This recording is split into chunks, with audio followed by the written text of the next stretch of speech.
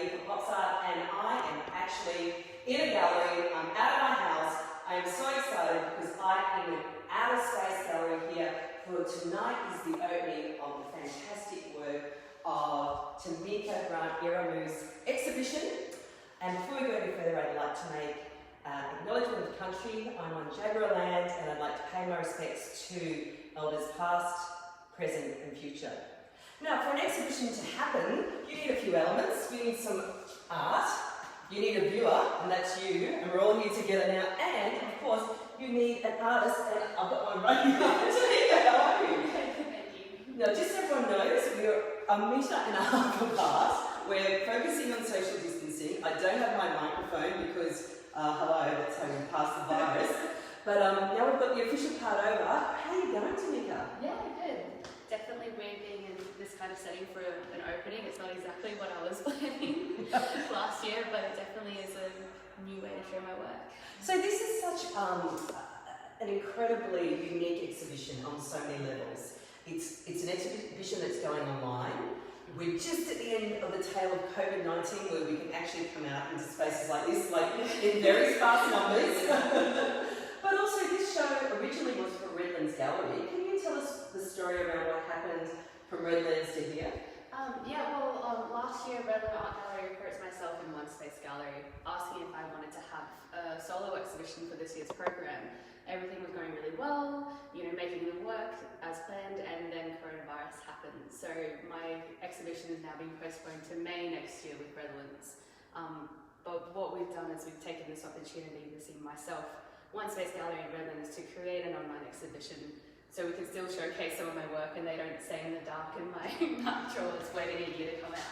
But isn't it's so amazing the opportunity. I mean, COVID-19 has devastated many artists' lives and their livelihood, but there have been these amazing opportunities to actually pivot and come up with a new way of doing things. And as you said a little earlier, potentially for your work to be online now is a really positive outcome. Is that sort of one of the upsides of what we've all had to go through? Yeah, definitely. Well, I think, especially in the arts industry, people are finding new ways to adapt to this situation. And I think it's actually been, it is a bad situation that we're in, but I think that all art workers are finding new ways to showcase their work and create these environments that probably might be more accessible to a wider community as well. So I'm not too fussed about having my exhibition as an online exhibition because I know that this work will go to people that might have seen it, and then we can still carry it on into the new year. Yeah, like a broader audience almost. Yeah, definitely. Now, while we do have an audience, let's take everyone on a tour of the work. I'm sure they'd love to see this incredible work in this gallery. So,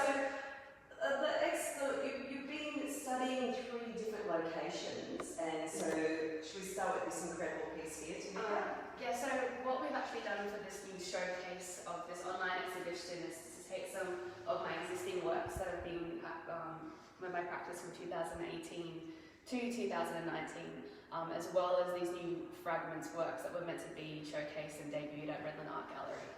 So this is one of my existing works that's part of my own personal practice called Carving Memories, Continued Life, Continued Place. This work was actually created because I was invited to the Art Now FNQ exhibition last year at Cairns Regional Art Gallery. And it was a great way for me to experiment with this installation of artworks on paper that I had been creating in my practice from 2017, and to be able to really explore different ways of carving and mark making and create this kind of towering space. It is so intricate, and for people who don't know, so this is a vinyl lino cut. Yeah. So you've actually literally carved it out, as you said. Yes, everywhere that's white has been a carved line. And you must have muscles. Just in my right arm. Nowhere else. But it does have the intricacy of a weave. It's such a texture and emotion, and I think you had some great words that you described it, strength and... strength and fluidity is definitely 2 elements that I like to bring towards my work. I want to create these different printed environments that show the strength of the nature around us, but also have this way that, the connectivity between myself and the landscape to itself as well, I think is a very important part of representing nature itself. It's beautiful. Now should we have a look at this amazing piece? I'll let you introduce it. It's like this is a show. So with this artwork, it's actually this top panel of this piece on the left here. With this work, I visited Taprom, which is a temple in Angkor Wat in Cambodia 2 years ago, and I was really inspired by the nature there.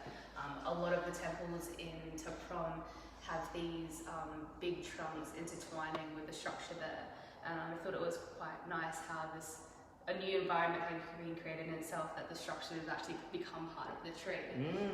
And with those trees, there were just these expanses of canopies that were just like pretty much just like watching over us. And I really wanted to find a way to capture that into an artwork, which is why I decided to use it in this Framents exhibition. And it's got such a different energy. Because Yeah. you can feel the solidity of the structure underneath as you're describing it. And then that sort of creates these beautiful spaces, almost like stained glass window. Yeah, and I think like with this, if you look at the complete work of it as well, I wanted to create this space where the blocks at the bottom of this work do start to intertwine with the actual structure of the tree itself, and how those designs that were engraved originally in those temples could be replicated and kind of turned into something new. It's monumental. But fragile at the same moment, as you say, as you said. So you have drawn on a Torres Strait Island methodology and in cultural referencing. Can you talk a little bit about that? Well, with my manual and vinyl cut carving, it was something that I've been experimenting a lot throughout my university degree, and trying to find different ways to create mark making and not have such a graphic or like geometric look, which I feel like lino cuts or vinyl cuts and relief print often have. And with this work that I've been doing, and throughout my degree, it wasn't until one of my lecturers in my printmaking degree actually noted like, oh, do you have art of the heritage? And from there I actually realised that I was doing something so natural, that's this like aesthetic and way of creating art to represent story and memories and relationships. It was just something that I was doing quite naturally, which was great because I'd been spending my whole life trying to find a way to connect to Torres Strait Islander culture. Yes. Being so disconnected from it.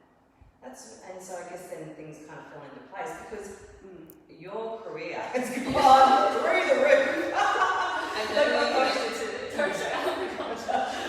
I was, just reading your bio, your CV. So Telstra Art Award finalist. You've been purchased by Griffith University Art Gallery. And that was your first solo show at Redlands. Yes, well, meant to be. Meant to be. Yeah, so I guess like with the solo show, it wasn't really necessarily something that I was looking to go straight into. I really wanted to try and create a relationship with different communities of people, which I think representation with Onespace from the end of 2018 definitely allowed me to do that. But having Redlands Art Gallery come to me, and it felt like it was the right place to do my first solo exhibition and be able to respond to the landscape there as well to create an exhibition too.